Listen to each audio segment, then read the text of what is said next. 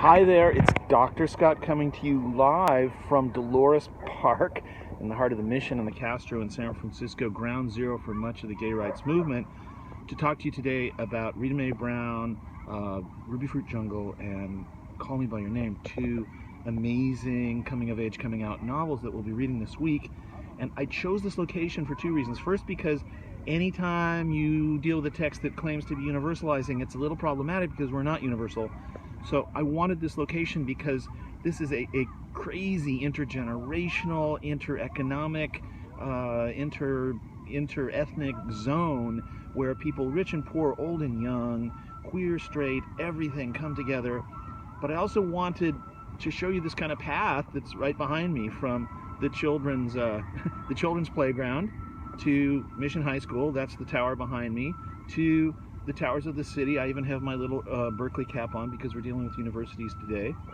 And I wanted to try to capture both senses, that there is this fairly universal path for most of us that leads from childhood through school, universities, to the big city. And I do think that both Rita Mae Brown and Asman capture this in their novels in a way that is beautiful and powerful. In fact, one of the best of many zillion lines in Rita Mae Brown's unforgettable Rubyfruit Jungle is when a closeted dean, a closeted professor, tells her, "Well, you're not normal, are you?" And she says, "No, because it's not normal to be happy." And that, I think, is the theme of both of these books, that there's a universality to struggling with our sexuality, to coming to terms with our sexuality, regardless of our sexual preference, regardless of our gender identity, regardless of whom we fall in love with and when, that this is all part of growing up. And it's a beautiful, incredible, powerful message. Now, of course, another reason I'm here is that this was ground zero for much of the gay rights movement. In fact, it's still the place where, say, Dykes on Bikes takes off on Pride Saturday, on Pink Saturday of the big month, in Pride Month. And the famous lesbian bar, Amelia's, is like 2 blocks away down that way. And of course, the Castro is just a couple blocks up in the other direction. And Rita Mae Brown was indeed part of that revolution. In fact, Rubyfruit Jungle was just one of those books that helped change the world. And you need to know that if you don't know it already. And you can see why when you read it. Not only is it funny and pointed, it's powerful. And in 1973, when it came out, it was revolutionary.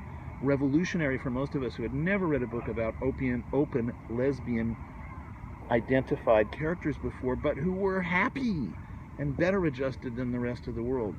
Rita Mae Brown herself was adopted, just like Molly, her main character, was a kid who grew up in a poor neighborhood in the South, just like her main character, was a scholarship kid who managed to get herself to fancy universities.